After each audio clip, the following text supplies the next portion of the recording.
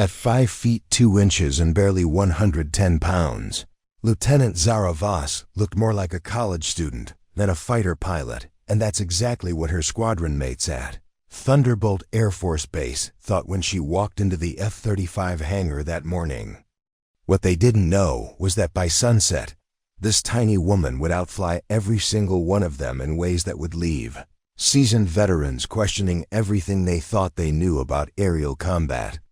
Before we jump back in, tell us where you're tuning in from, and if this story touches you, make sure you're subscribed, because tomorrow I've saved something extra special for you. The Nevada desert sun blazed overhead as Zara adjusted her oversized helmet and climbed into the cockpit of her F-35 Lightning II. At 24, she was the youngest pilot in the 447th Fighter Squadron, and her petite frame made her look even younger. The other pilots called her Pixie behind her back, a nickname that stung more than they realized, though Zara never let it show on her face. Captain Rex Hawthorne, the squadron's self-appointed alpha male, strutted across the flight line with his usual entourage of loyal followers. At 6'3" with the kind of jawline that belonged on recruitment posters, Hawthorne embodied everything the Air Force wanted in a poster boy. His flight suit was perfectly pressed, his boots polished to mirror shine, and his confidence radiated like heat from a jet engine. "Hey, Pixie," Hawthorne called out, his voice carrying across the tarmac with practiced authority. "You sure you can reach the rudder pedals in that thing? Maybe we should get you a booster seat." The cluster of pilots around him erupted in laughter. Lieutenant Jake Steele, fresh out of flight school with more ego than experience, added his own jab. "Yeah, and someone should check if she can actually see over the instrument panel. Wouldn't want her flying into a mountain because she can't see where she's going." Zara continued her pre-flight inspection, her small hands moving methodically over the aircraft's control surfaces. She'd heard every short joke, every comment about her size, every suggestion that she didn't belong in the cockpit of a multi-million-dollar fighter jet. The jokes had followed her through every stage of her military career, from basic training, where drill sergeants questioned whether she could carry a standard pack, to flight school where instructors worried she lacked the physical strength to handle high-G maneuvers. What none of them knew was that Zara's diminutive stature was actually her greatest advantage. Her small frame meant less mass to fight against during extreme aerial maneuvers. Her compact build allowed her to withstand G-forces that would leave larger pilots unconscious. And her light weight meant her aircraft could carry more fuel, more weapons, more capability than any of theirs. But there was something else they didn't know, something that would have changed their mocking tones to respectful silence if they'd had access to her complete service record. "Voss!" The voice belonged to Colonel Diana Reeves, the base commander who had personally requested Zara's transfer to Thunderbolt Air Force Base 3 months ago. Reeves was a no-nonsense veteran with silver hair and steel-gray eyes that missed. "Nothing. My office. Now," Zara saluted crisply. "Yes, ma'am." She could feel the eyes of every pilot on the flight line following her as she walked toward the command building. More whispers, more speculation about what the little girl pilot had done wrong now. The colonel's office was a testament to 3 decades of military service. The walls were lined with commendations, photographs of aircraft, and a massive American flag that dominated the space behind her desk. But what caught Zara's attention was the classified folder spread open on Reeves' desk, a folder she recognized all too well. "Sit down, Lieutenant," Reeves said, though her tone suggested this wasn't entirely a request. "We need to discuss your situation." Zara remained standing. "Ma'am, if this is about the comments from the other pilots, this isn't about playground insults," Reeves interrupted, her gray eyes sharp with the kind of scrutiny that made junior officers sweat. "This is about your background. More specifically, it's about the parts of your background that aren't in your official personnel file." The room fell silent except for the hum of air conditioning and the distant sound of jet engines warming up on the flight line.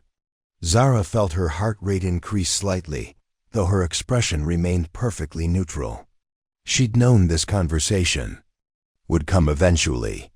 According to your file, Reeves continued, picking up a document, you graduated from the Air Force Academy with honors, completed pilot training at Vance Air Force Base, and were assigned to your first squadron at Luke Air Force Base.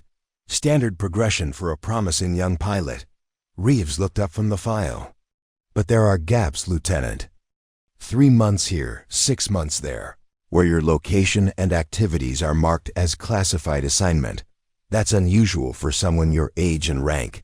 Zara's mind raced. The classified assignments weren't supposed to be visible even to base commanders. Someone with serious clearance had been digging into her background. Ma'am, I'm not authorized to discuss classified operations.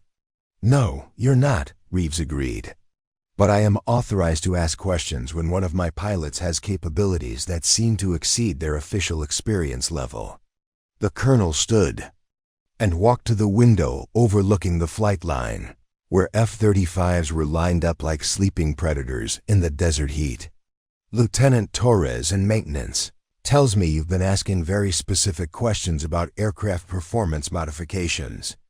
Questions that suggest knowledge of systems that aren't covered in standard pilot training. Zara felt the walls beginning to close in.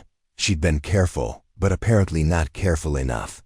Furthermore, Reeves continued without turning around. Yesterday's training exercise raised some eyebrows. You completed the aerial combat scenario in half the expected time with a tactical approach that wasn't in any manual we've seen. The colonel turned back to face her. So I'm going to ask you directly, Lieutenant Voss. What exactly are you hiding? Before Zara could respond, the base's emergency alarm began blaring. Red lights flashed in the corridor outside, and the loudspeaker crackled to life with an urgent announcement that would change everything. All personnel, this is not a drill. We have an international incident developing. All F-35 pilots report to the briefing room immediately for emergency deployment. Reeves grabbed her radio. Control, this is Colonel Reeves. What's the situation? Ma'am, we've got hostile aircraft approaching restricted airspace. Unknown configuration, advanced capabilities. We need every available pilot in the air in 15 minutes. The colonel looked at Zara with new intensity. Well, Lieutenant, it looks like we're about to find out exactly what you're capable of. As they rushed toward the briefing room, Zara felt a familiar calm settling over her. The jokes, the questions, the speculation, all of it would be answered soon enough.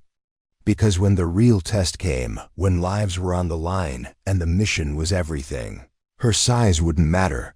Only her skill would count. And Lieutenant Zara Voss had skills that would shock everyone who thought they knew her. Preparing and narrating this story took us a lot of time, so if you are enjoying it, subscribe to our channel. It means a lot to us. Now back to the story. As alarms continued blaring throughout Thunderbolt Air Force Base, Lieutenant Zara Voss felt her carefully constructed facade beginning to crack. The emergency briefing could wait another minute. She needed to center herself, to remember why she'd chosen to hide who she really was. In the privacy of her locker, Zara's fingers found the small, worn photograph tucked behind her emergency contact information. 5 pilots in desert camouflage flight suits stood proudly beside an experimental aircraft that officially didn't exist. The woman in the center of the photograph looked exactly like Zara, except for the captain's bars on her collar and the confident smile that had vanished 3 years ago. Captain Zara Phoenix Voss, calcine earned not for rising from ashes, but for her ability to appear out of nowhere and strike with devastating precision.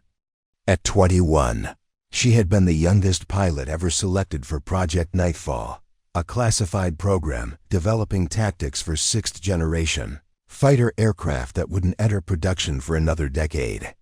The program was so secret that participant service records were scrubbed clean, their achievements buried in files that required presidential authorization to access. The other 4 pilots in the photograph were dead now, not from enemy fire or mechanical failure, but from a training accident that should never have happened. An experimental maneuver that Zara had designed, a high-altitude, zero-visibility intercept technique, had gone catastrophically wrong when Lieutenant Commander Ryan Cross attempted to replicate her approach. His aircraft had suffered a complete engine failure at 40,000 feet, and the ejection seat had malfunctioned. Zara had watched helplessly from her own cockpit as Cross's F-22 Raptor spiraled toward the Nevada desert, knowing that her innovative tactics had killed one of the finest pilots she'd ever known. The investigation that followed revealed pilot error. Cross had deviated from the prescribed flight parameters. But Zara knew the truth. Her technique was too dangerous for anyone except her to execute safely. The program was shut down within a week. The surviving pilots were reassigned to conventional squadrons, with strict orders never to discuss their work. Zara had requested an immediate transfer to the most mundane assignment she could find, hoping that routine flight operations would help her forget the sound of Cross's final radio transmission. But forgetting was impossible when your small frame and unconventional flying style had once made you legendary in circles that officially didn't exist. 3 years later, she was still running from that legacy. Lieutenant Zara Voss was invisible, unremarkable, just another junior pilot struggling to fit in with her squadron. She preferred it that way. Anonymity was safer than excellence when excellence had a body count. The photograph also showed Major Elena Rodriguez, the program's tactical advisor and the closest thing to a mentor Zara had ever known.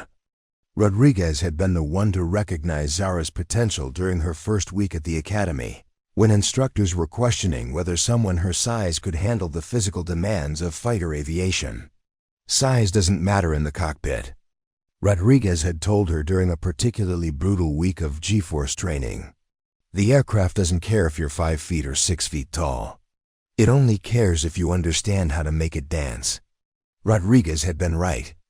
Zara's compact frame allowed her to maintain consciousness during maneuvers that would black out larger pilots. Her small hands could reach controls faster than anyone else in her class. Her light weight meant her aircraft could carry additional fuel or ordnance without exceeding performance parameters. But most importantly, Rodriguez had taught her to think differently about aerial combat. While other pilots relied on brute force and superior technology, Zara learned to use physics, geometry, and psychological warfare to defeat opponents who outgunned her. The tactics that emerged from Project Nightfall were unlike anything in conventional pilot training. Zara could appear on radar as a civilian aircraft until the moment she struck. She could use an enemy's own missiles against them by manipulating their tracking systems. She could make a single F-22 look like an entire squadron through precise use of electronic countermeasures and decoy techniques. These weren't the kind of skills you learned in standard flight school. They were the product of 3 years working with experimental aircraft, classified technology, and tactical scenarios that pushed the boundaries of what was considered possible in air-to-air combat. The program had produced results that were almost supernatural. In 127 simulated combat engagements, Zara had never been shot down. Her kill ratio was 23 to 1 numbers. That seemed impossible until you understood that she was fighting with tactics that wouldn't be declassified for another 20 years. But with Cross's death, all of that innovation became a burden too heavy to carry. Now, standing in the locker room while emergency alarms echoed through the base, Zara realized that her 3 years of hiding were about to end. The international incident developing outside would require every available pilot, and in crisis situations, people's true capabilities had a way of revealing themselves.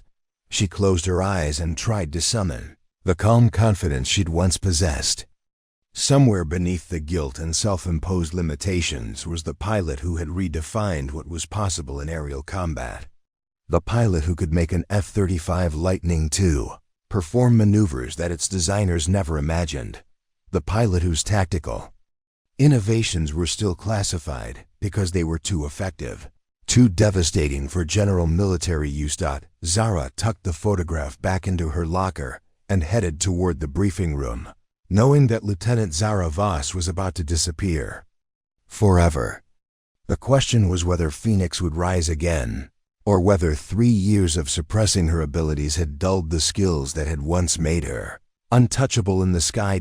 As she walked down the corridor, passing other pilots who saw only a small woman trying to keep up in a man's profession, Zara made a decision that would change everything. It was time to stop hiding from who she really was. The world was about to rediscover why they used to call her Phoenix and why some legends were too dangerous to stay buried. The briefing room at Thunderbolt Air Force Base buzzed with nervous energy as pilots filed in, their conversations a mixture of excitement and apprehension. The large screen at the front displayed a map of the southwestern United States, with several red blips moving steadily toward restricted airspace. Zara slipped into a seat near the back, hoping to remain invisible among her more boisterous squadron mates. Captain Rex Hawthorne dominated the center of the room like a peacock among pigeons. His perfectly pressed flight suit and polished boots caught the fluorescent lighting as he gestured dramatically while recounting his latest training scores to anyone within earshot. At his side, Lieutenant Jake Steele nodded enthusiastically, hanging on every word like a devoted disciple. "I'm telling you, my last sortie was textbook perfect," Hawthorne declared, his voice carrying easily across the room. 16 minutes. From wheels up to target elimination. The instructors said it was some of the finest flying they'd seen in months. Lieutenant Tommy Briggs, a stocky pilot from Ohio with more enthusiasm than skill, joined the conversation. "Man, Rex, you make it look so easy. I can barely keep my aircraft stable during high G turns, and you're out there pulling 7 Gs like it's nothing." Hawthorne's chest puffed with pride. "It's all about physical conditioning, Briggs. You need the strength and endurance to handle what these machines can dish out.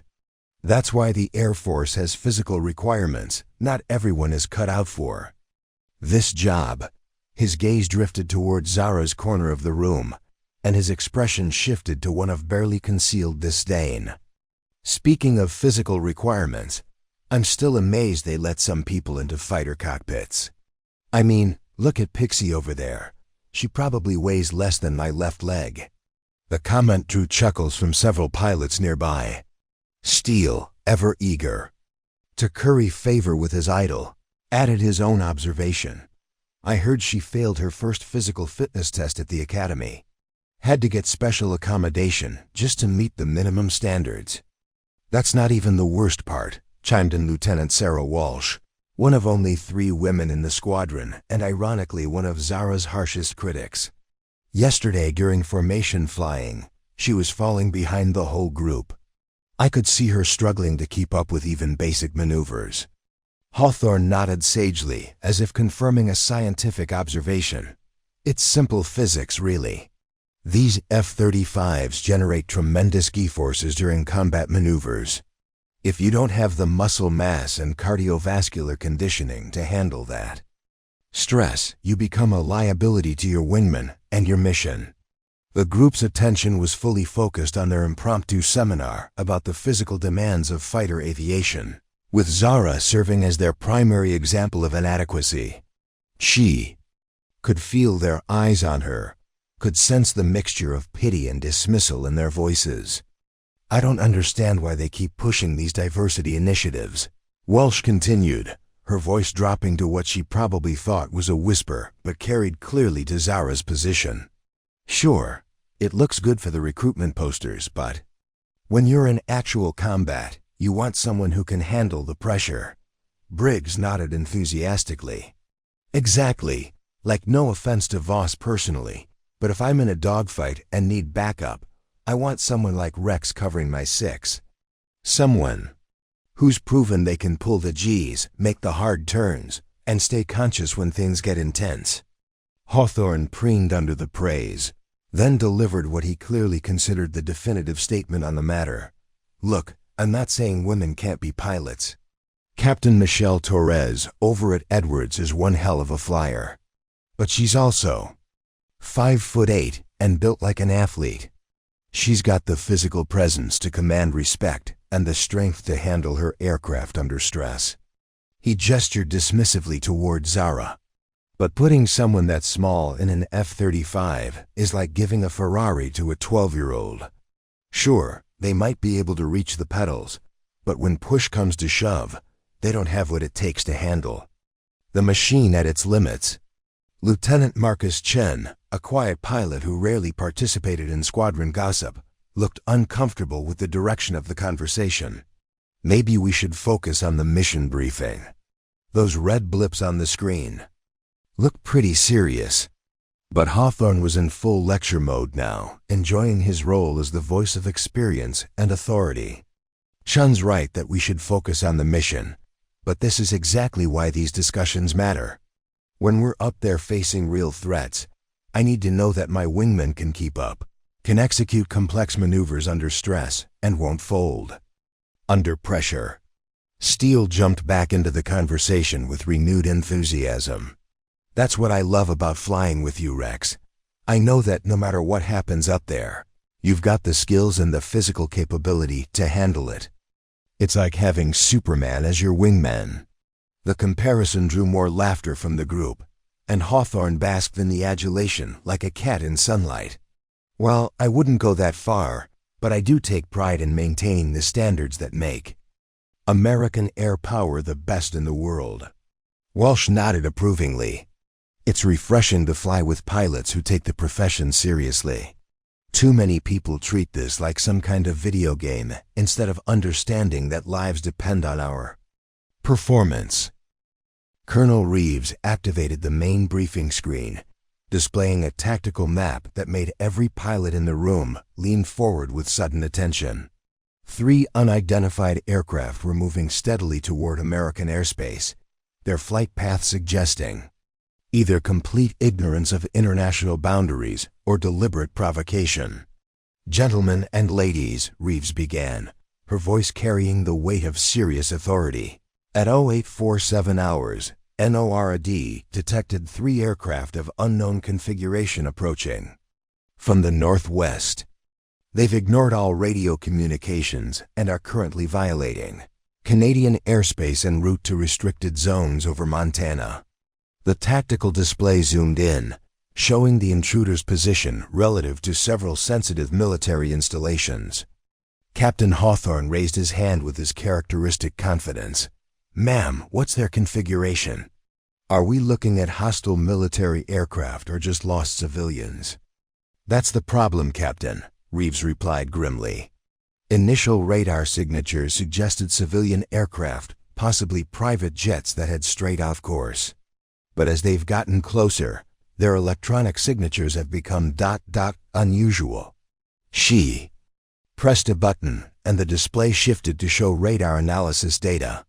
These aircraft are exhibiting stealth characteristics that shouldn't exist in civilian aviation. They're also maintaining formation and flight patterns that suggest military training. Lieutenant Steele spoke up, his voice tight with excitement. So we're looking at a potential infiltration scenario? Foreign military aircraft disguised as civilians? That's one possibility, Reeves confirmed. But here's where things get complicated. 20 minutes ago, these aircraft demonstrated capabilities that exceed anything in our current threat assessment database. The room fell silent as she continued. One of the intruders performed a vertical climb from 15,000 to 45,000 feet in less than 90 seconds, then executed a series of maneuvers that our analysts describe as aerodynamically impossible for conventional aircraft. Captain Hawthorne's expression shifted from excitement to concern. Ma'am, are we dealing with experimental technology? Some kind of advanced prototype? We don't know, Reeves admitted. What we do know is that standard intercept procedures may not be sufficient for aircraft with these performance characteristics. We need pilots who can think outside the box and adapt to unexpected situations. The colonel's gaze swept across the assembled pilots. lingering momentarily on each face as if weighing their individual capabilities. I'm deploying 4 F-35s for immediate intercept. Your mission is to establish visual contact, attempt communication, and if necessary, escort these aircraft to a designated landing field. She pressed another button, and pilot assignments appeared on the screen. Hawthorne's name topped the list as flight leader, followed by Steele and Walsh as his wingmen. The fourth name caused a ripple of surprise throughout the room. Lieutenant Voss will serve as the fourth member of the intercept flight, Reeves announced. The reaction was immediate and barely concealed. Hawthorne's confident expression faltered for a moment before he recovered his composure. Steele looked openly incredulous, while Walsh shook her head with obvious disapproval. "Ma'am," Hawthorne said carefully, "with respect, this mission requires pilots with extensive experience in high-performance intercept scenarios. Perhaps Lieutenant Voss would be better suited for a support role." Before Reeves could respond, the base's primary radar operator's voice crackled through the intercom with urgent intensity. "Colonel Reeves, we've got a problem. The unknown aircraft just changed course and are now heading directly for Thunderbolt Air Force Base. ETA, 12 minutes. The briefing room erupted in controlled chaos as pilots began calculating response times and tactical options. But Zara remained perfectly still, her mind already working through intercept geometries and engagement scenarios with the kind of automatic precision that comes from thousands of hours of advanced tactical training. "All pilots to your aircraft." Immediately, Reeves commanded, "Launch in 8 minutes." As the pilots rushed from the briefing room, Hawthorne caught up with Zara in the corridor. His usual swagger was replaced by something that looked almost like genuine concern. "Look, Voss," he said, his voice lower than usual, "I know we've given you a hard time, but this isn't training anymore. These bogies are exhibiting capabilities we've never seen before. If you can't keep up or if you freeze under pressure, people could die." Zara stopped walking and turned to face him. For the first time since arriving at Thunderbolt, she met his gaze directly, and something in her eyes made him take an involuntary step backward. "Captain," she said quietly, "I appreciate your concern, but I think you'll find that keeping up won't be a problem." The flight line was a symphony of controlled urgency as ground crews prepared 4 F-35 Lightning Eyes for immediate launch. Chief Armstrong supervised the final systems checks while Technical Sergeant Rodriguez monitored the aircraft's electronic warfare suites. As Zara approached her aircraft, she noticed Armstrong watching her with unusual intensity. "The Chief Master." Sergeant stepped forward as Zara began her pre-flight inspection. "Lieutenant," Armstrong said quietly, "I've been working on fighters for nearly 3 decades. I've seen a lot of pilots come and go, and I've learned to recognize when someone has capabilities that exceed their official background."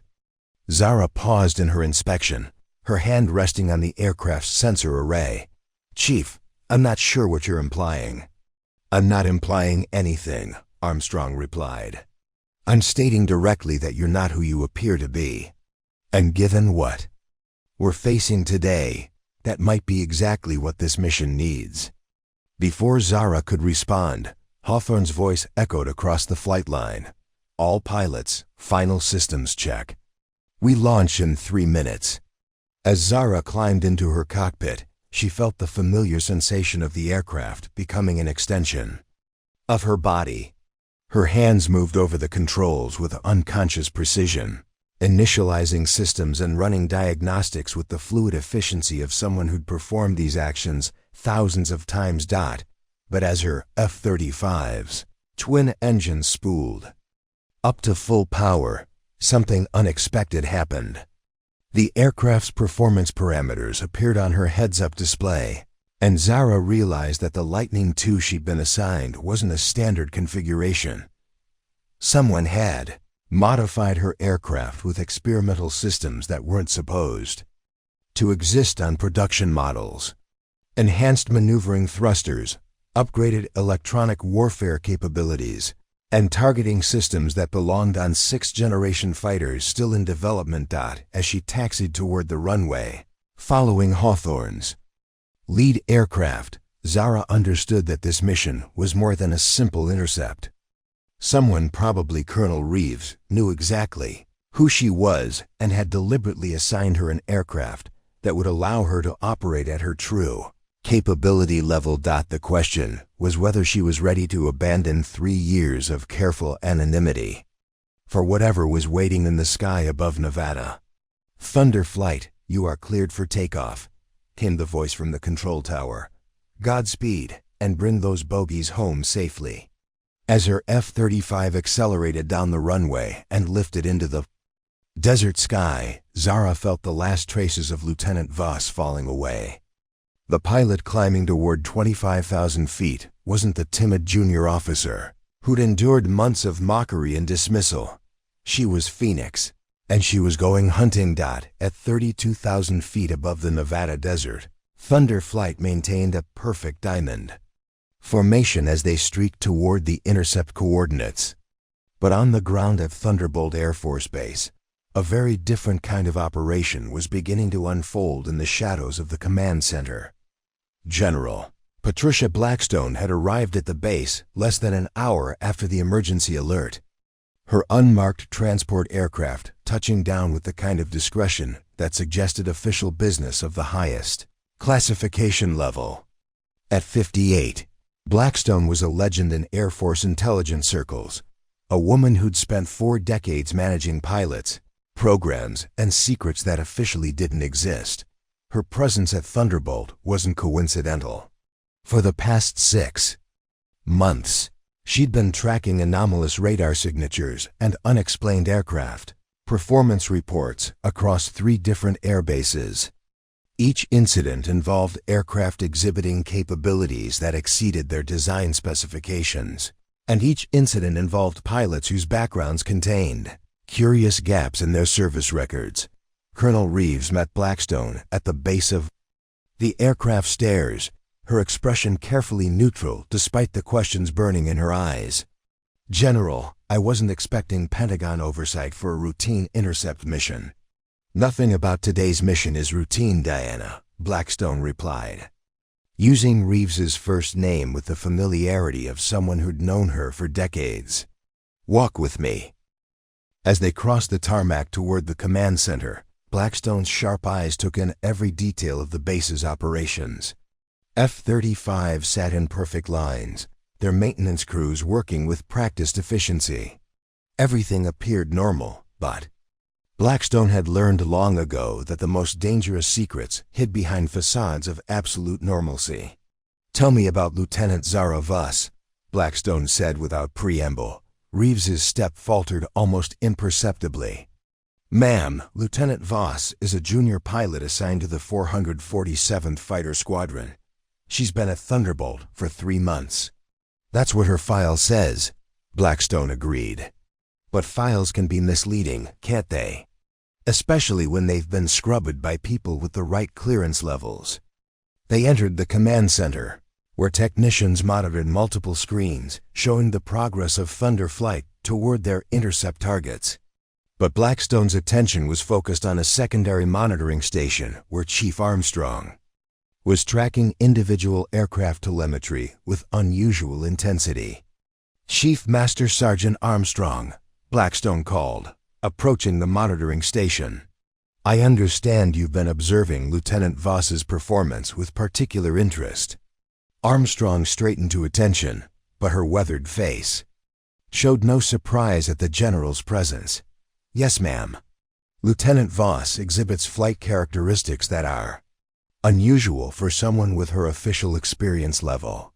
Blackstone studied the telemetry data streaming across Armstrong's screens. "Show me what you mean." Technical Sergeant Rodriguez, working at Armstrong's side, pulled up archived flight data from Voss's training sorties over the past 3 months. "General, look at these G-force tolerance readings. Lieutenant Voss consistently pulls higher Gs than pilots with twice her experience, and she does it without any apparent physiological stress. The data was compelling. While most pilots showed clear signs of strain at 7 Gs, Voss's biometric readings remained stable even during 9 G maneuvers. Her heart rate, breathing, and brain activity patterns suggested someone who was not only comfortable with extreme forces, but actually seemed to thrive under conditions that would incapacitate other aviators. More interesting, Armstrong continued, are her tactical decision patterns. She consistently chooses approach vectors and engagement angles that aren't taught in standard pilot training. When I ran her flight paths through our tactical analysis software, they matched theoretical models for 6th-generation air superiority tactics. Blackstone's expression remained carefully neutral, but internally she felt the familiar tightness that came with confirmation of her suspicions. Have you discussed these observations with Lieutenant Voss directly? I attempted to, ma'am, but she deflects questions about her background with considerable skill. However, I did notice something else. Armstrong pulled up maintenance records.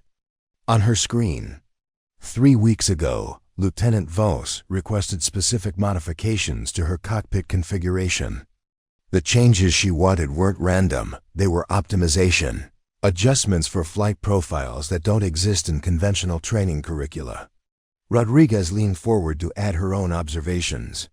The modifications she requested are identical to configurations used in classified test programs at Edwards and Nellis. I only recognize them because I worked on experimental aircraft for 2 years before transferring here.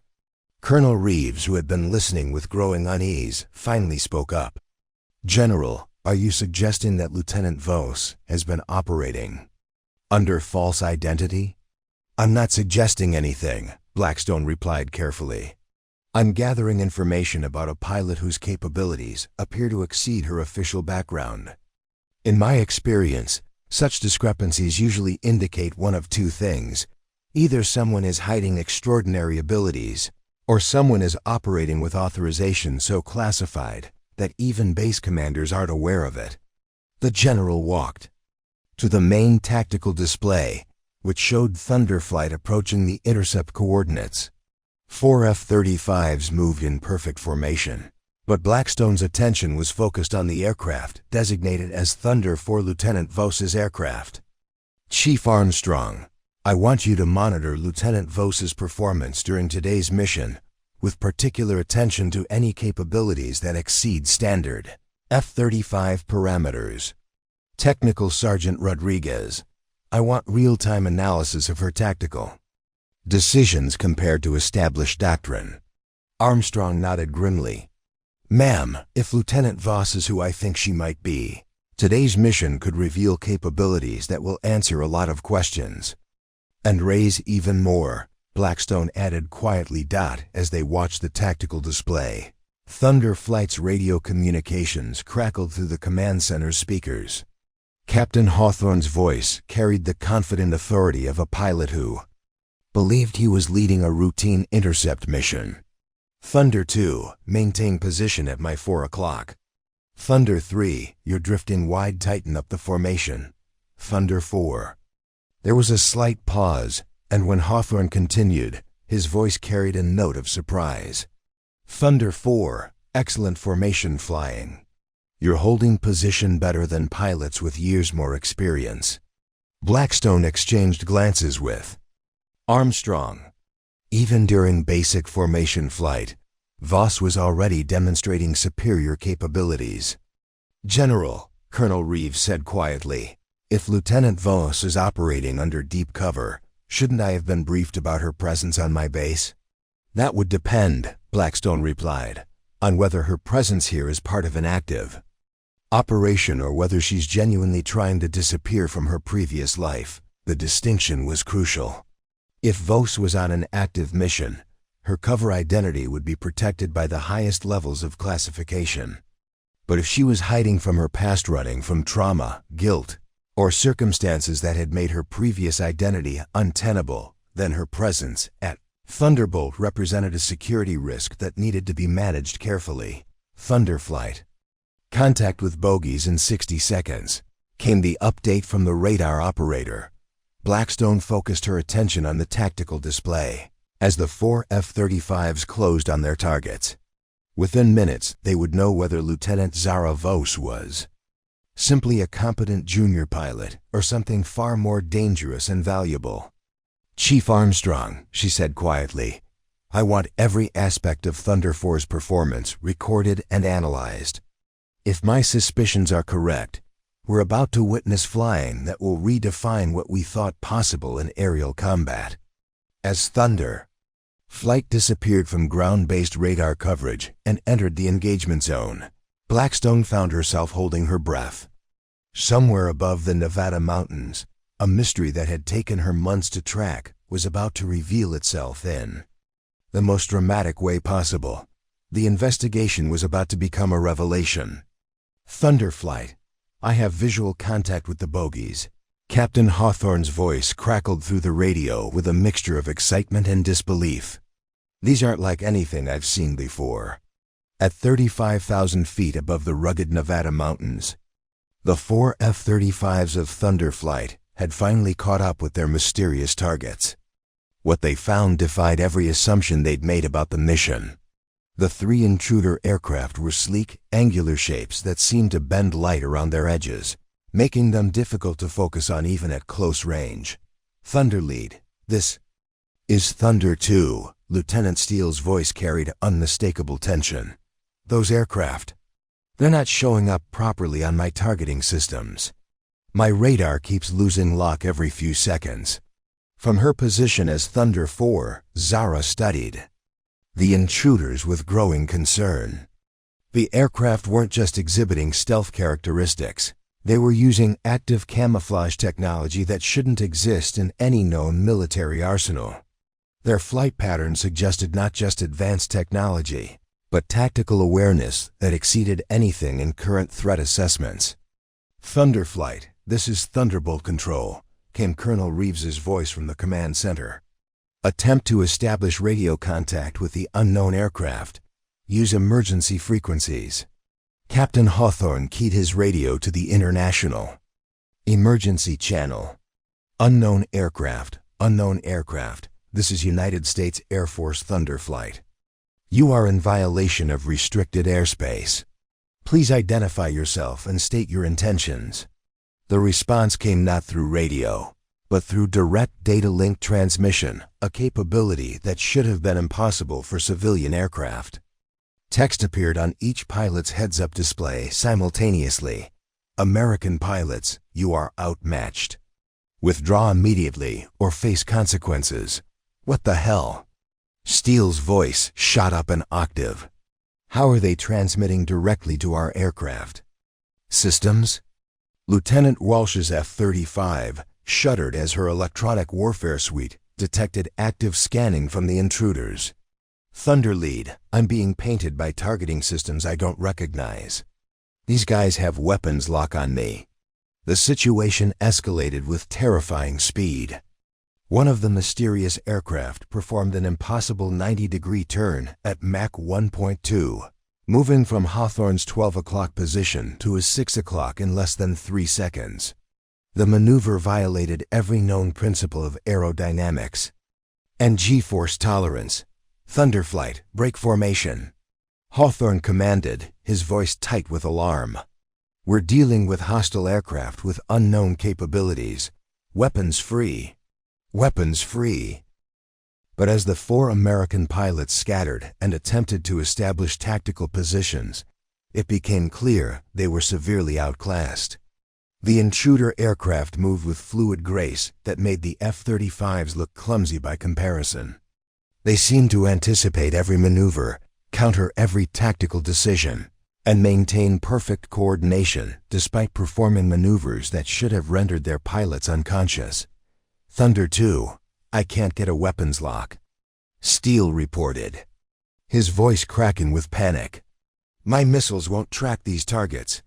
"Thunder 3, same problem," Walsh confirmed. "It's like they're jamming our entire weapons control system." From the command center at Thunderbolt, General Blackstone watched the engagement unfold with growing alarm. The mysterious aircraft weren't just superior to American technology. They represented a quantum leap in aerospace capability that suggested either decades of secret development or something far more disturbing. "Colonel," she said quietly to Reeves, "your pilots are about to be slaughtered. These intruders are playing with them." On the tactical display, the 3 enemy aircraft had established a perfect triangular formation around Thunder Flight, maintaining positions that gave them overlapping fields of fire while preventing the F-35s from bringing their own weapons to bear. It was a tactical masterpiece executed with inhuman precision. Captain Hawthorne's voice came through the radio with desperate authority. "Thunder 4. Voss, I need you to break high and attempt a flanking maneuver. The rest of us will draw their attention." For the first time since takeoff, Zara spoke on the squadron frequency. But her voice carried none of the deference or uncertainty her squadron mates had come to expect. Instead, it was calm, professional, and absolutely confident. "Negative. Thunder lead. Standard flanking maneuvers won't work against these aircraft. They're using predictive algorithms to anticipate conventional tactics." "What are you talking about?" Hawthorne snapped. "Just follow orders and execute the maneuver." "Captain," Zara replied, her voice carrying a steel edge that made everyone on the frequency pay attention. "These aircraft are utilizing technology that's at least 20 years ahead of anything in our inventory. They're not just faster and more maneuverable. They're reading our tactical intentions before we can execute them." Lieutenant Steele's voice cracked with desperation. "Then what do you suggest we do? Because in about 30 seconds, they're going to start shooting." The moment had arrived that Zara had been dreading for 3 years. Every instinct told her to maintain her cover, to play the role of the struggling junior pilot and hope someone else could solve the problem. But as she watched her squadron mates' pilots who had mocked and dismissed her facing annihilation against an impossible enemy, she realized there was no choice left. "Thunder Flight," she said, her voice carrying the calm authority of someone who had faced impossible odds and survived. "I'm taking tactical command. Follow my lead and do exactly what I tell you when I tell you."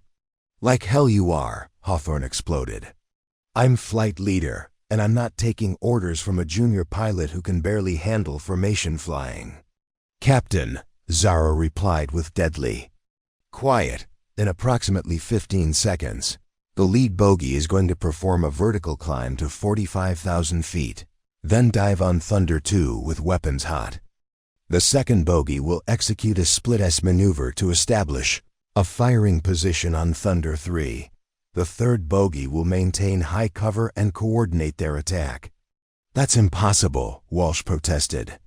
"There's no way you could know." Her words were cut off as the lead enemy aircraft suddenly pitched up into a nearly vertical climb, exactly as Zara had predicted. The second aircraft rolled inverted and dove toward Walsh's position with mechanical precision. "Thunder 2, break. Left and dive now," Zara commanded. "Thunder 3, execute a defensive spiral and deploy chaff." Steele and Walsh followed her instructions without thinking, their training overriding their confusion. The enemy aircraft's attacks missed by mere meters, their weapons tracking disrupted by the perfectly timed evasive maneuvers in the command center. General Blackstone leaned forward with intense focus.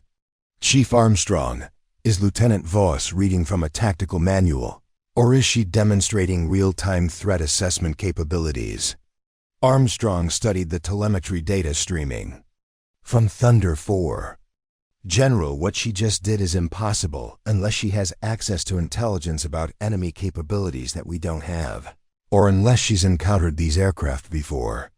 Or," Blackstone said quietly, "unless she's operating with training and experience that far exceeds anything in her official file." Captain Hawthorne's voice came through the radio with a mixture of confusion and grudging respect. "Voss, how did you know they would do that?" Zara's response would change everything. "That came after, because I helped design the countermeasures for aircraft exactly like these. And if you want to live through the next 5 minutes, You need to trust me and follow my instructions without question." The admission hung in the air like a bomb waiting to explode.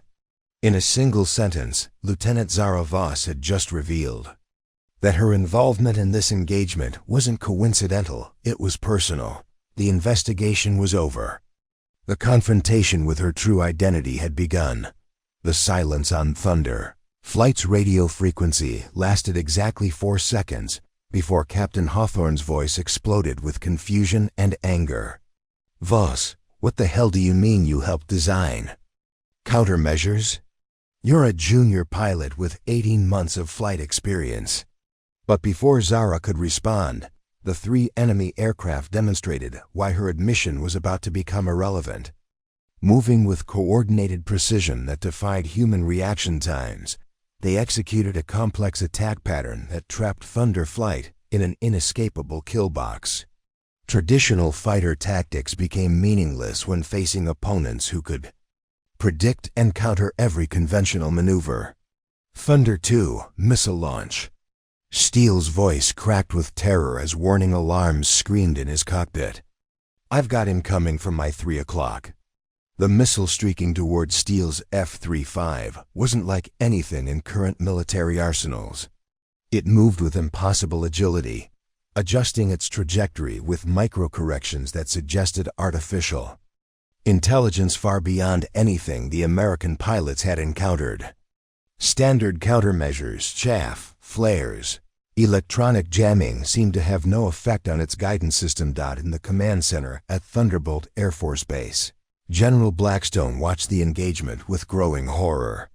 Her tactical display showed Thunder Flight scattered across 30 square miles of airspace, each pilot fighting for survival against technology that shouldn't exist. "Colonel Reeves," she said grimly, "your pilots have approximately 90 seconds before they start dying."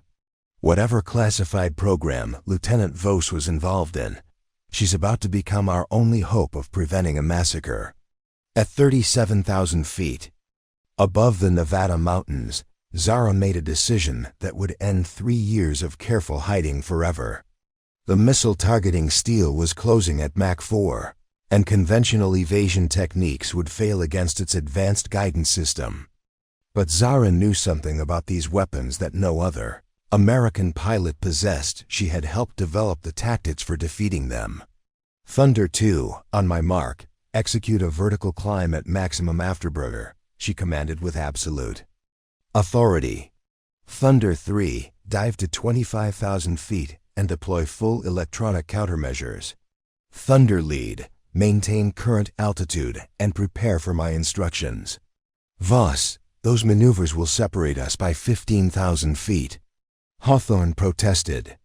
"We'll lose all tactical cohesion." "Captain, the cohesion you're trying to maintain doesn't work against these aircraft," Zara replied with lethal calm.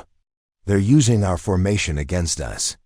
Execute my orders now, or Lieutenant Steele dies in 30 seconds. The desperation in Steele's voice decided the matter. "I'm following Voss's instructions. Whatever she knows, it's more than what we've got." As Thunder Flight scattered according to Zara's directions, something extraordinary began to happen. The missile targeting Steele, which had been tracking with mechanical precision, suddenly began to fluctuate in its approach vector. The extreme altitude separation between the F-35s was confusing its guidance system, which had been programmed to track conventional fighter formations. But more importantly, Zara was demonstrating flight capabilities that made her squadron mates earlier mockery seem absurd. Her F-35 moved through the air with a grace and precision that suggested not just superior training, but fundamental understanding of aerodynamics that exceeded anything taught in conventional pilot programs. "Thunder 4, how are you pulling those G's?" Walsh's voice carried amazement rather than criticism for the first time since Zara had arrived at Thunderbolt. "My instruments show you just sustained 9.7 Gs for 15 seconds straight." Technical Sergeant Rodriguez, monitoring from the command center, stared at her telemetry displays in disbelief. "General, Lieutenant Voss's biometric readings are impossible." Her heart rate, blood pressure, and oxygen saturation are within normal ranges despite G-forces that should have rendered her unconscious. Chief Armstrong, studying the tactical data, shook her head with growing comprehension. Ma'am, she's not just surviving those maneuvers, she's using them tactically. Every impossible turn, every high G acceleration is positioning her aircraft for something. That something became clear as Zara executed a maneuver that violated every principle of conventional fighter tactics. Instead of engaging the enemy aircraft directly, she used her superior G-force tolerance to position herself in the electromagnetic shadow created by the mountains below, a position that should have been impossible to calculate in real time without advanced computer assistance. From that position, she began transmitting on frequencies that weren't part of standard F-35 communications equipment.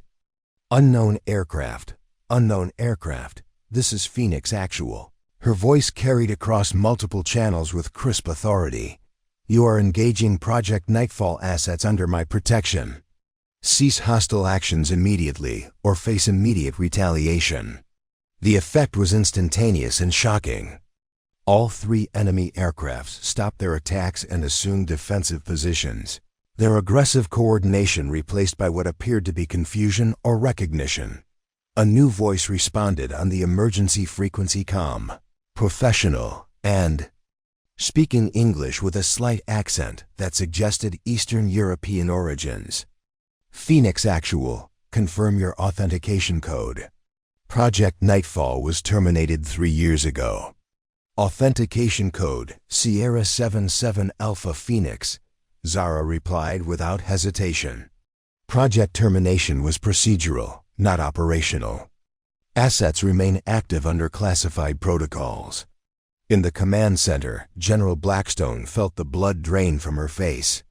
Project Nightfall had been one of the most classified programs in Air Force history, so secret that even she had only heard rumors of its existence.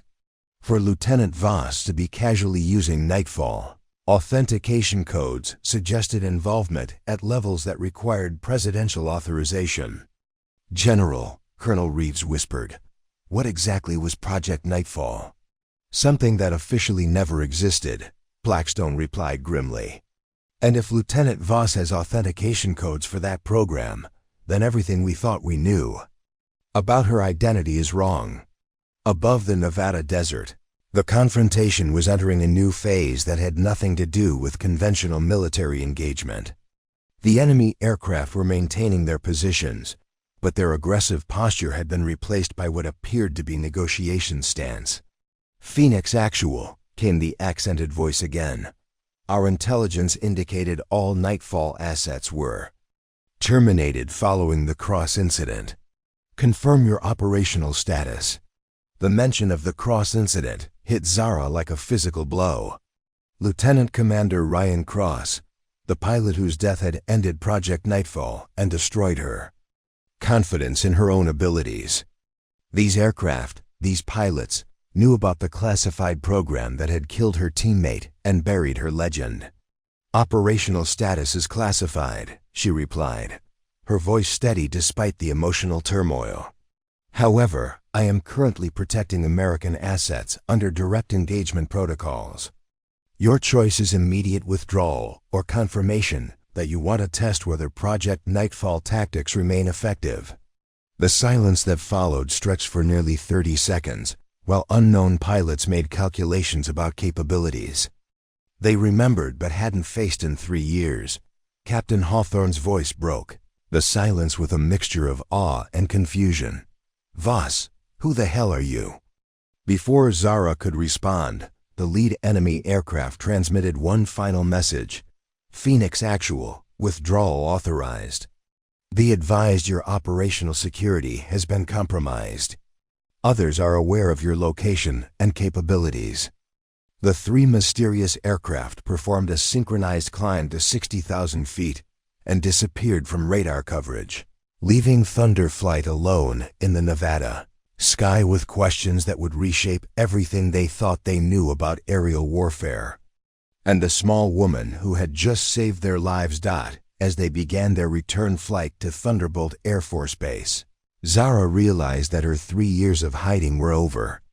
The breaking point had been reached, and there was no going back to being the invisible junior pilot who fixed fuel gauges and endured mockery. Lieutenant Zara Voss was about to disappear forever.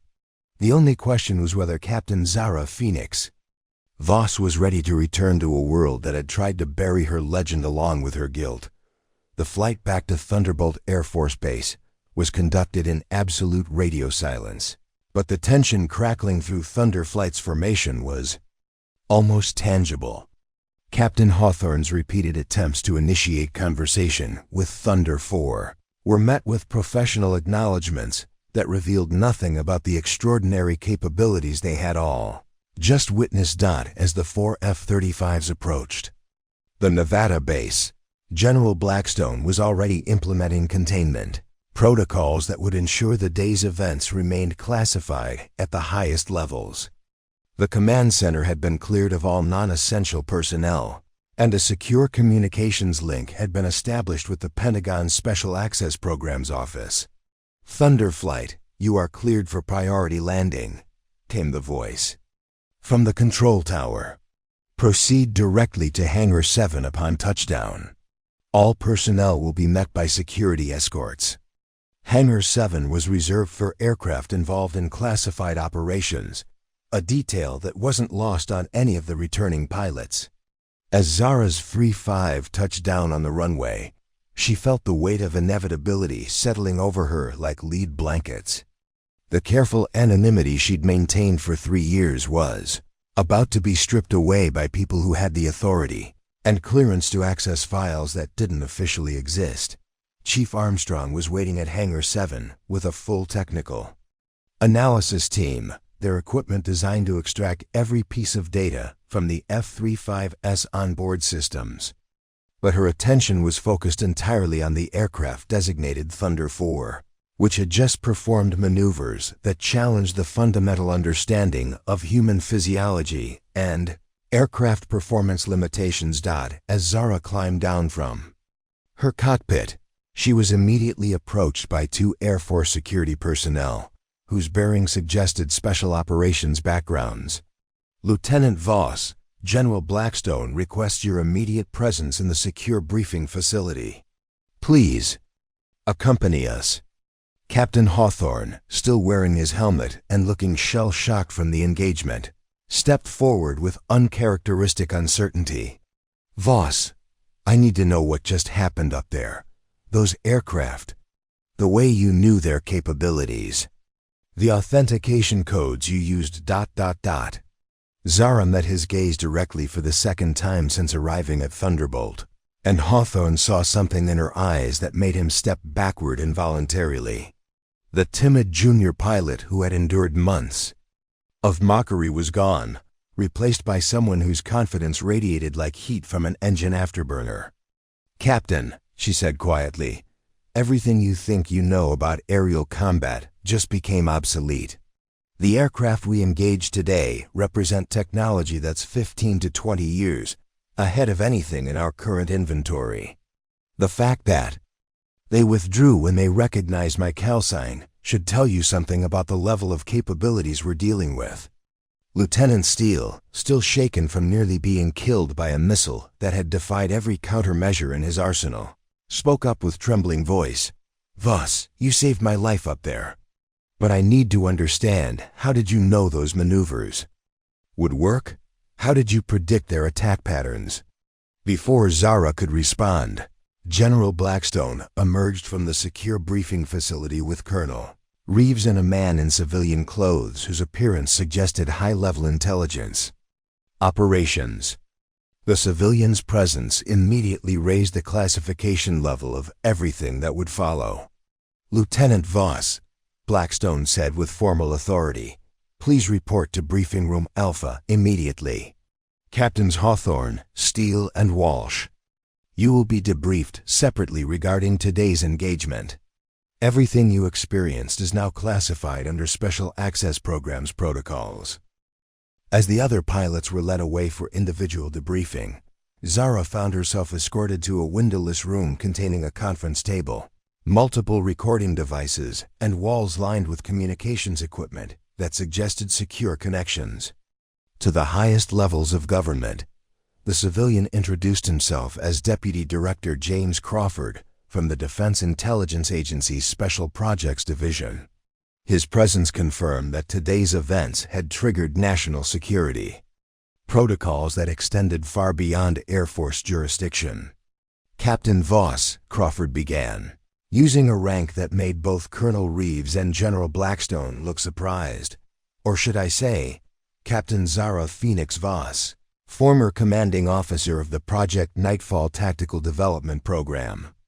The use of her real rank and program affiliation hit Zara like a missile strike.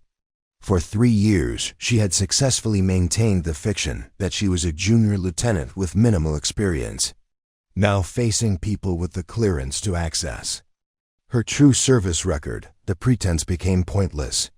"Sir," she replied, straightening to full attention despite her small stature. "Captain Zara Voss reporting. Authentication code, Sierra 77 Alpha Phoenix. Project Nightfall operational status remains classified." Crawford opened a thick file folder that contained documents marked with classification levels that made Colonel Reeves's eyes widen. "Captain, according to our records, you voluntarily requested transfer to non-combat duties following the death of Lieutenant Commander Ryan Cross during experimental maneuver testing. Your service record was subsequently classified, and you were reassigned under the identity of Lieutenant Zara Voss." General Blackstone leaned forward with intense interest. "Captain, the aircraft you engaged today, you recognized their capabilities immediately. That suggests prior contact with similar technology." Zara's expression remained carefully neutral, but internally she was calculating how much she could reveal without compromising ongoing classified operations. "Ma'am, the aircraft we encountered today utilized technology that was theoretically possible when Project Nightfall was active. The countermeasures I employed were developed as part of our research into advanced threat scenarios. Countermeasures that included pulling nearly 10 Gs while maintaining tactical awareness," Crawford noted, consulting his files. "According to our medical experts, such performance should be physiologically impossible for a pilot of your size and build."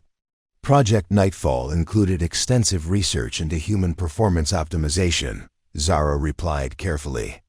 "My physical characteristics were considered optimal for certain experimental protocols." Colonel Reeves, who had been silent during most of the exchange, finally spoke up with barely controlled frustration. "Captain, with all due respect, I've had one of the most accomplished combat pilots in Air Force history serving on my base for 3 months, and nobody thought to inform me of this fact." Crawford's expression suggested that Colonel Reeves had just stumbled into waters far deeper than her security clearance allowed. "Colonel, Captain Voss's presence at Thunderbolt was not coincidental. We've been tracking unusual aircraft signatures and performance anomalies across multiple bases for the past 6 months. Today's engagement confirms that advanced technology is being deployed against American assets." The implication was staggering. The mysterious aircraft hadn't been random intruders. They had been specifically targeting locations where former Project Nightfall assets were stationed. Someone with access to highly classified information had been hunting pilots with capabilities that officially didn't exist.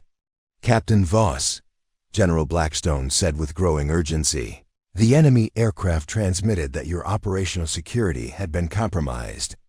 What did they mean by that statement? Zara felt the last of her defenses crumbling under the weight of classification levels and security clearances that demanded complete honesty. "Ma'am, I believe someone has been systematically identifying and targeting former Project Nightfall participants. The technology we witnessed today is consistent with countermeasures developed specifically to neutralize our tactical advantages." The silence that followed was profound and terrifying. If enemy forces possessed both the technology and intelligence to hunt down America's most classified pilots, then national security had been compromised at levels that could reshape global military balance. Crawford closed his file and looked directly at Zara with the kind of intensity that suggested life and death decisions were being made in real time. "Captain, we need you to resume your full operational status immediately. The masquerade is over. Phoenix needs to fly again." For the first time in 3 years, Captain Zara Phoenix Voss allowed herself to emerge completely from the shadows that had hidden her legend. The resurrection was complete, but the questions surrounding today's engagement suggested that her greatest challenges were still ahead. 40-8 hours after the classified debriefing that had officially resurrected Phoenix from the ashes of Lieutenant Voss, Thunderbolt Air Force Base was buzzing with an energy that felt distinctly different from routine military operations. Word had somehow leaked among the pilot community that their smallest squadron member possessed capabilities that defied conventional understanding, though the exact details remained buried under layers of classification. Captain Hawthorne stood in the squadron briefing room, addressing his pilots with an expression that mixed embarrassment, curiosity, and grudging respect. The man who had spent months dismissing Zara's abilities now found himself trying to process intelligence briefings that described her as one of the most accomplished combat pilots in Air Force history. "Gentlemen and ladies," he began, his usual swagger replaced by something that resembled humility, "we've been asked to participate in a special training exercise.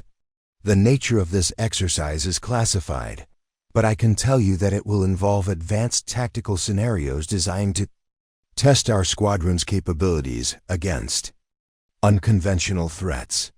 Lieutenant Steele, who had been uncharacteristically quiet since nearly dying during the engagement with the mysterious aircraft, raised his hand tentatively. "Sir, will Captain Voss be participating in this exercise?" The use of Zara's correct rank rippled through the room like a shockwave. Overnight, their junior pilot had not only been revealed as a captain, but had been reassigned as the squadron's tactical advisor for advanced threat assessment. The pilots who had mocked her size and questioned her competence now found themselves preparing to take orders from someone whose service record required presidential authorization to access. "Captain Voss will be leading the exercise," Hawthorne confirmed, his voice carefully neutral. "Her role will be to demonstrate advanced tactical procedures that may be necessary for future operational deployments." The briefing room door opened to admit General Blackstone, Colonel Reeves, and a figure that made every pilot in the room snap to attention despite her diminutive stature.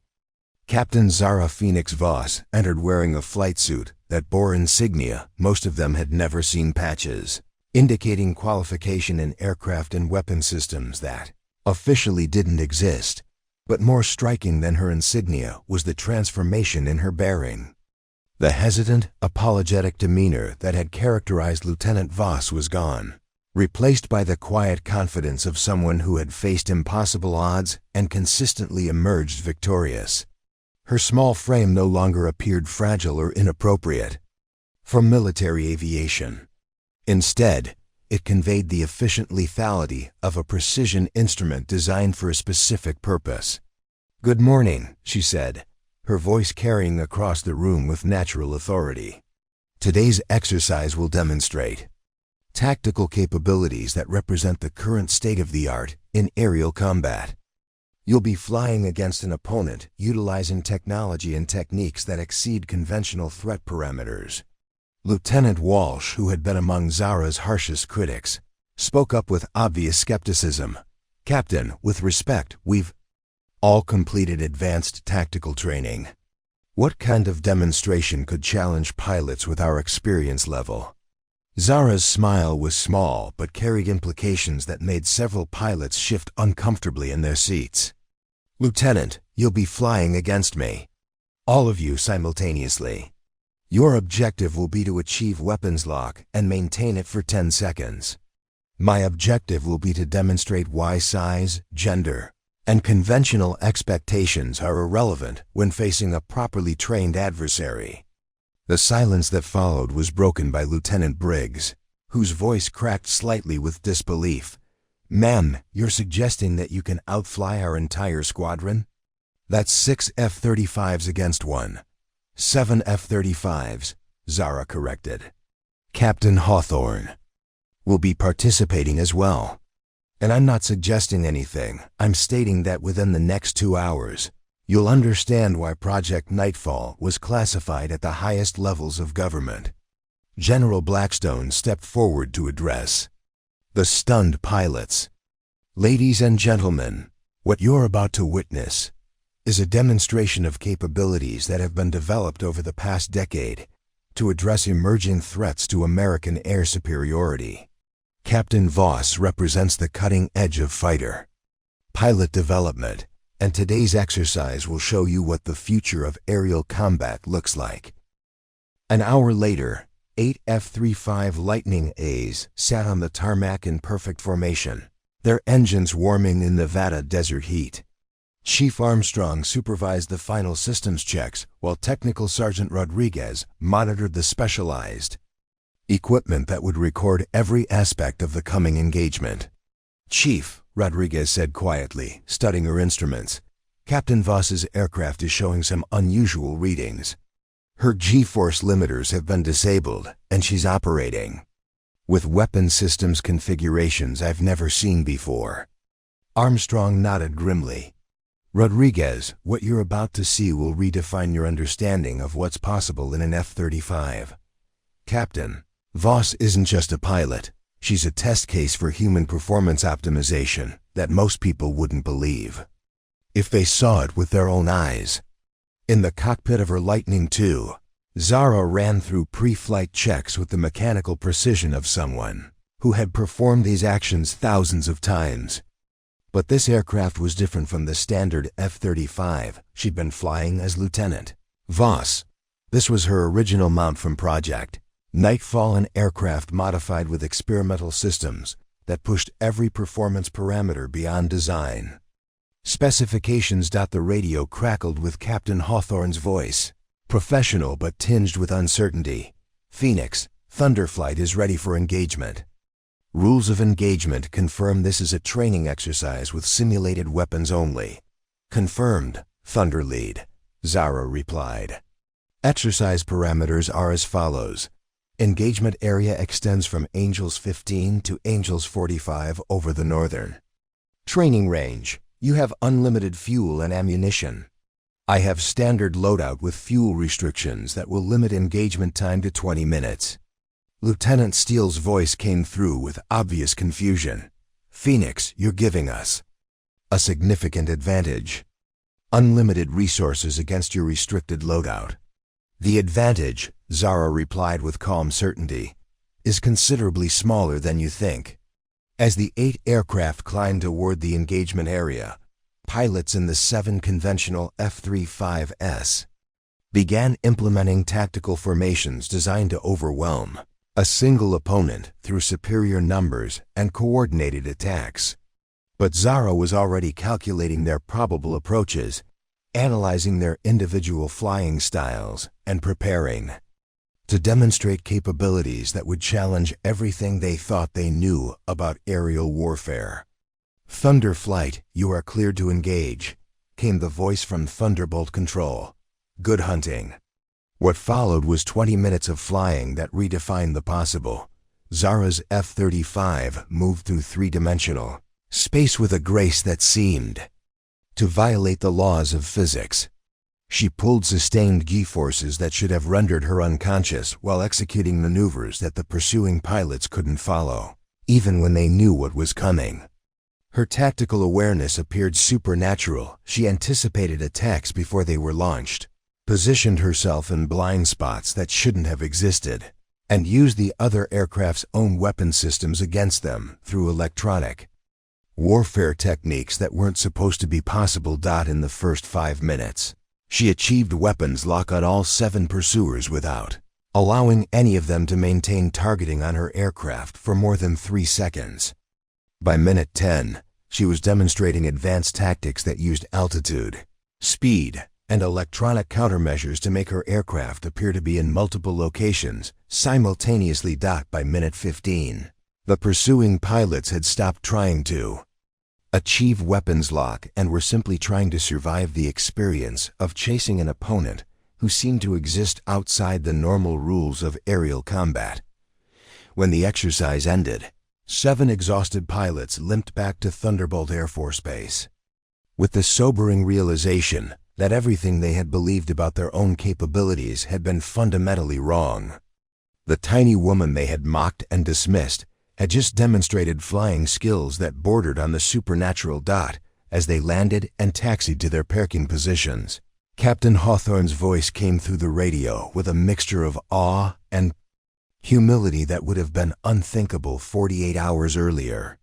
"Phoenix, that was extraordinary. I've never seen flying like that. Hell, I didn't know flying like that was possible."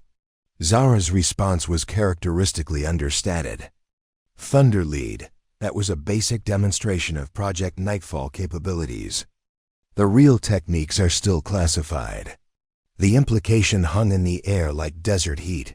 What they had just witnessed was merely the beginning of what Captain Zara Phoenix Voss could accomplish when she stopped hiding her true abilities. The Captain Zara Phoenix Voss could accomplish when she stopped hiding her true abilities.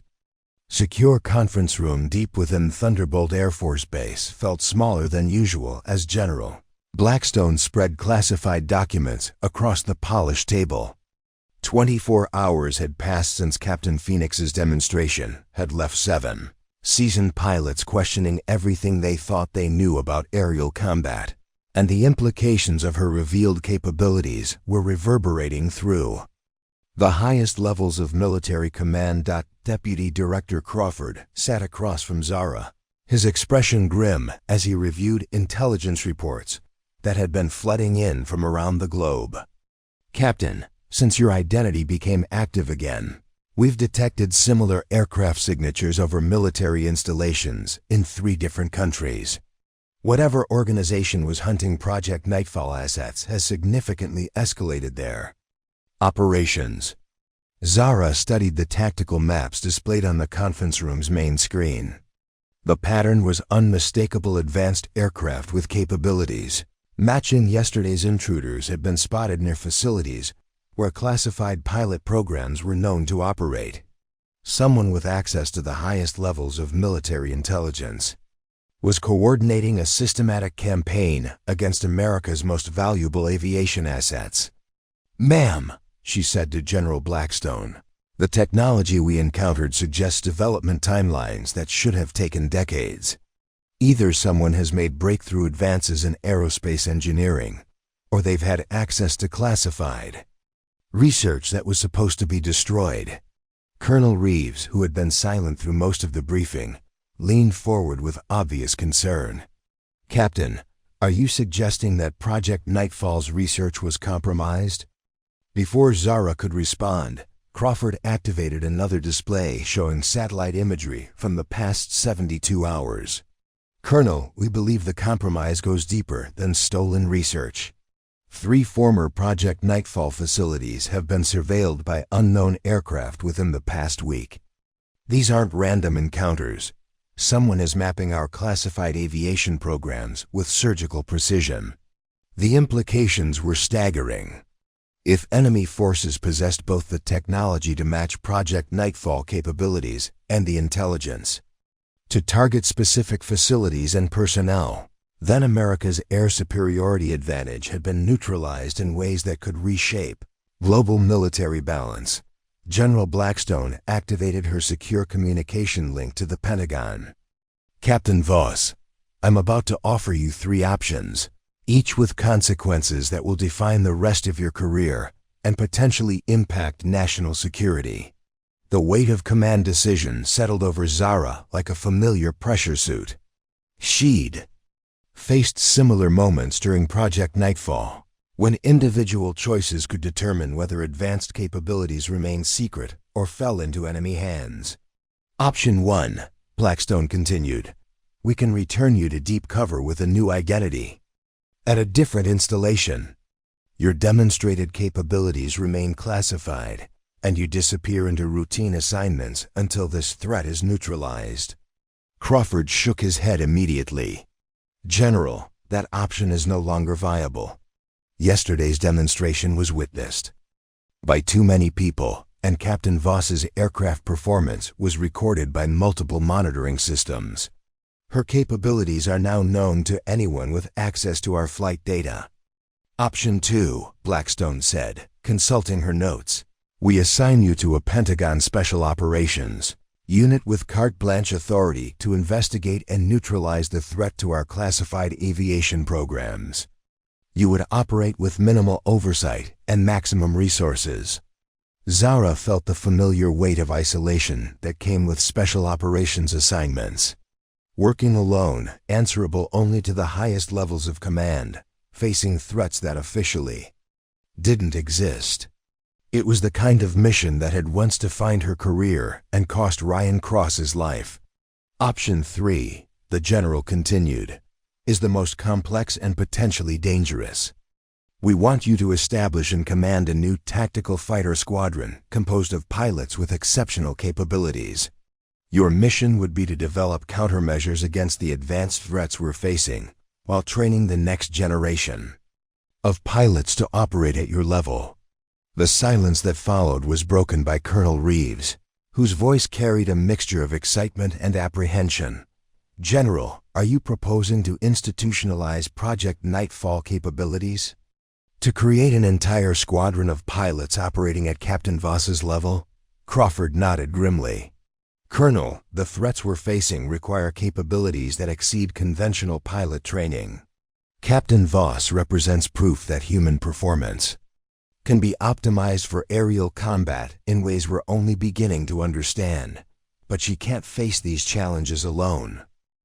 Zara thought about the pilots she'd just outflown: Hawthorne, Steele, Walsh, and the others who had transformed from mockery to respect within the span of 20 minutes.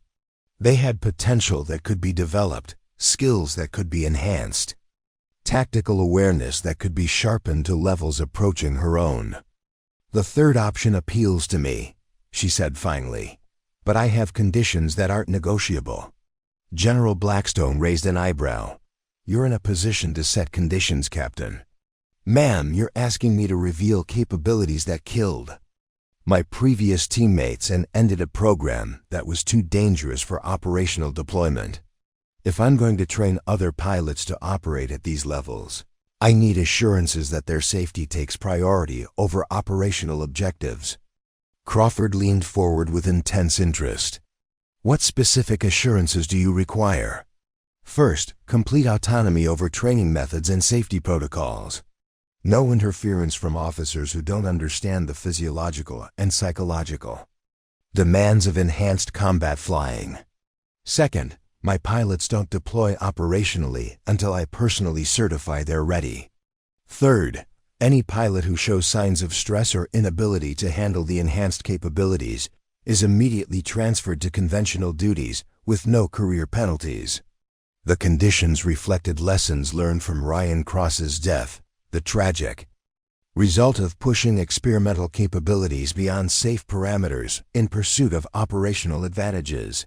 General, Blackstone considered the requirements carefully. Captain, those conditions essentially give you command authority over a program that could cost hundreds of millions of dollars and involve some of our most promising pilots. Yes, ma'am, Zara replied without hesitation. Because the alternative is watching more pilots die attempting to replicate capabilities they don't understand, while enemy forces continue to operate with technology that makes our current training obsolete. Crawford activated his communication link to Washington. General, I'm recommending immediate approval of Captain Voss's conditions. The intelligence we're receiving suggests we have weeks, not months, before facing threats that will require exactly the capabilities she's describing. As the secure communications flowed between Thunderbolt and the Pentagon, Zara realized she was committing to a path that would define not only her future, but the evolution of American air power. The tiny woman who had hidden behind maintenance Coveralls and endured mockery was about to become responsible for creating a new generation of pilots who could face impossible odds and survive. But the weight of that responsibility was balanced by the memory of yesterday's demonstration, when 7 skeptical pilots had discovered that their smallest squadron member possessed capabilities that redefined the possible. If she could transform their understanding in 20 minutes, what could she accomplish with months of dedicated training? The reckoning with her past was complete. Now it was time to build a future where other pilots could achieve what she had learned through tragedy and exile. "General," she said as the communications concluded, "I accept command of the Enhanced Tactical Fighter Program. When do we begin?" The answer would reshape American aviation warfare. "Tomorrow, Captain. We're calling it Phoenix Squadron." 6 months after the establishment of Phoenix Squadron, the restricted training facility at Thunderbolt Air Force Base had been transformed into something that officially didn't exist, but unofficially represented the future of American air superiority. The morning sun cast long shadows across the tarmac where 12 modified F-35 Lightning Eyes sat in perfect formation. Their experimental configurations hidden beneath standard Air Force markings, Captain Zara Voss stood before a group of pilots who bore little resemblance to the conventional aviators they had been when the program began. Each had been handpicked not just for their flying skills, but for their ability to adapt to training methods that pushed human performance beyond previously accepted limitations. They wore flight suits marked with the distinctive Phoenix patch. That had become both symbol and warning. These pilots operated according to rules that didn't appear in any manual. "Today marks your final evaluation," Zara announced, her voice carrying across the hangar with the authority that had transformed doubters into believers. 6 months ago, most of you thought that pulling 7 Gs was the limit of human performance. This morning, you'll demonstrate sustained 9G maneuvers while maintaining tactical awareness and weapon system accuracy. Lieutenant Sarah Chun, one of the program's most promising candidates, raised her hand with the confidence that had replaced her initial skepticism. "Captain, the conventional wisdom says that kind of performance should be impossible for pilots our size. How do we explain what we've learned to conventional squadron commanders?" The question reflected the program's central challenge. Phoenix Squadron had developed capabilities that challenged fundamental assumptions about pilot selection, training methodologies, and human performance limitations. Their success rates in simulated combat exceeded anything in Air Force history, but explaining those results required revealing techniques that remained classified at the highest levels. "Lieutenant," Zara replied, "you don't explain it. You demonstrate it." When conventional squadrons see Phoenix pilots performing maneuvers they consider impossible, they'll either adapt their thinking or continue to lose engagements against opponents who understand that size, gender, and traditional expectations are irrelevant compared to proper training and mental conditioning. Captain Rex Hawthorne, who had undergone his own transformation from skeptic to devoted student, stepped forward with the respect that had replaced his former arrogance. "Captain, I've been thinking about our engagement 6 months ago when you outflew 7 of us simultaneously. At the time, I thought it was just superior experience.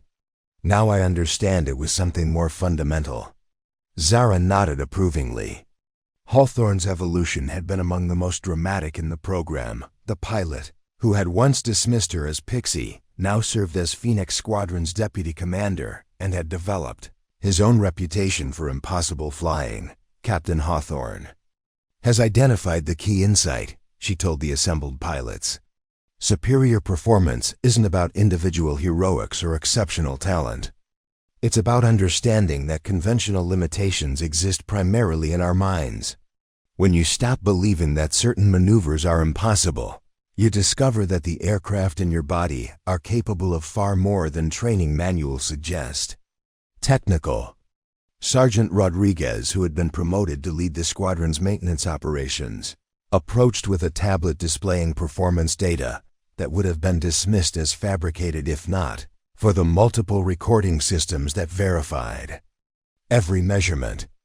"Captain," she reported, "today's pre-flight analysis shows that your pilots are consistently operating at performance levels that exceed the original Project Nightfall parameters.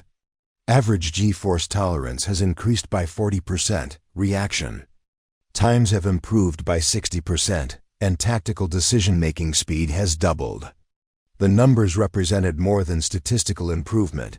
They demonstrated that human potential in aerial combat could be systematically developed and enhanced through training methods that most people would consider impossible. Chief Master Sergeant Armstrong, now serving as Phoenix Squadron Senior Technical Advisor, added her own observations.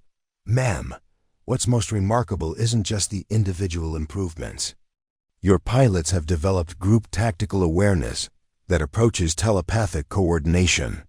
They anticipate each other's maneuvers with precision that suggests shared consciousness."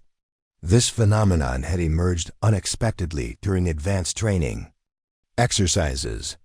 Phoenix Squadron pilots seem to operate as a unified organism in aerial combat, their individual capabilities enhanced by collective awareness that allowed them to execute complex maneuvers without verbal communication. General Blackstone, who had arrived to observe the final evaluation, studied the assembled pilots with the satisfaction of someone whose gamble had exceeded all expectations. "Captain Voss, 6 months ago, I authorized an experimental program based on the capabilities of one extraordinary pilot. Today, you've proven that those capabilities can be systematically developed and deployed."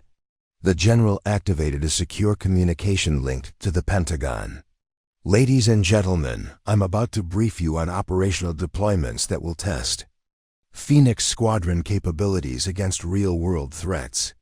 The intelligence community has identified several scenarios where conventional fighter tactics have proven inadequate." Zara felt the familiar weight of operational responsibility settling over her shoulders. Training exceptional pilots was one challenge. Deploying them against enemies with unknown capabilities was another entirely. But as she looked at the faces of her squadron pilots, who had transcended their own limitations and learned to achieve the impossible, she felt confident that they were ready for whatever challenges awaited. "Squadron," she announced, "you've spent 6 months learning to fly beyond conventional limitations. Now you'll have the opportunity to demonstrate those capabilities in defense of American interests around the world." Lieutenant Jake Morrison, whose transformation from mockery to mastery had been particularly dramatic, spoke for the entire group. "Captain, we're ready. 6 months ago, I thought you were too small to handle a fighter aircraft. Today, I understand that you've taught us to think beyond every limitation we thought defined us." The comment reflected the broader transformation that had occurred within Phoenix Squadron. Pilots who had once judged capabilities based on appearance, gender, and conventional expectations now understood that excellence existed wherever proper training and mental conditioning were applied with sufficient intensity. As the pilots dispersed to their aircraft for the final evaluation exercise, Zara reflected on the journey that had brought her from hiding behind maintenance coveralls to commanding the most advanced fighter squadron in military history. The mockery and dismissal she had endured had become the foundation for proving that extraordinary capabilities could emerge from the most unexpected sources. Chief Armstrong approached as the F-35s began their engine startup sequences. "Captain, you've created something that will change how the Air Force thinks about pilot development for generations. But more importantly, you've shown that the people others underestimate are often the ones with the greatest potential." Zara watched as 12 enhanced F-35s taxied toward the runway, their pilots prepared to demonstrate capabilities that redefined the possible in aerial combat. The tiny woman who had been dismissed as Pixie had not only proven her own extraordinary abilities, but had created a new generation of pilots who understood that size, appearance, and conventional expectations were irrelevant compared to properly developed skill, and unshakable confidence. "Chief," she replied, "we've proven that legends aren't born. They're made by people who refuse to accept limitations that others consider absolute." As Phoenix Squadron lifted into the Nevada sky for their final evaluation, Zara knew that the transformation was complete. The mockery had become mastery, the dismissal had become respect, and the tiny woman fighter pilot had not only outflown every F-35 in the squadron, she had taught them all to fly beyond anything they had believed possible. The legend of Phoenix Squadron was just beginning. Up next, you've got 2 more standout stories right on your screen. If this one hit the mark, you won't want to pass these up. Just click and check them out.